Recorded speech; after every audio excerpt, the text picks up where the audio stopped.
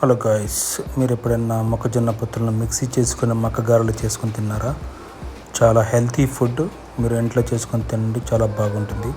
ఎందుకంటే బయట దొరికిన బర్గర్లు, పిజ్జాలు, ఇలాంటి బిర్యానీ, ఫాస్ట్ ఫుడ్ తినే బదులు వీటిని ఇంట్లో చేసుకొని తింటే చాలా బాగుంటుంది. హెల్త్ కూడా చాలా మంచిది. మామూలుగా మేము ఇంటికి వెళ్ళి ఇంటి నుండి హైదరాబాద్కి వచ్చేటప్పుడు దారిలో హోల్సేల్గా అమ్ముతున్నారు. మేము 100 రూపీస్కి 20 తీసుకున్నాము. చాలా చీప్గా వచ్చాయి. అదే హైదరాబాద్లో అయితే మనకు ఒక ఎక్స్పెన్సివ్ ఉంటుంది. ఇంతగా 20 పీసెస్ ఇవ్వరనమాట.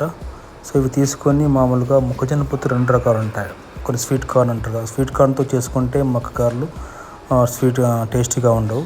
స్వీట్ కార్న్తో ఎప్పుడైనా మక్కగారు చేసుకోకూడదు. స్వీట్ కార్న్ వాటిని బాయిల్ చేసుకుని తింటే టేస్టీగా ఉంటాయి. స్వీట్ కాకుండా ఇంకా మిగతా మొక్కజొన్న పొత్తులు ఉంటాయి కదా, వాటిని ఫ్లేమ్ మీద కాల్చుకొని తింటారు. వాటిని మిక్సీ చేసుకొని తింటేనే మక్కగారులు టేస్టీగా ఉంటాయి.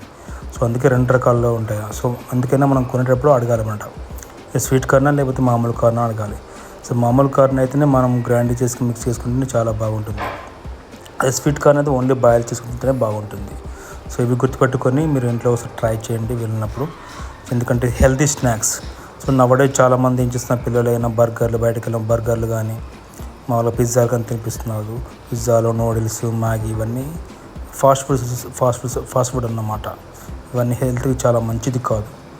ఇలాంటి హెల్తీ స్నాక్స్ ఇంట్లో చేసుకొని తింటే పిల్లలకు మంచిది, మనకు మంచిది అన్నమాట.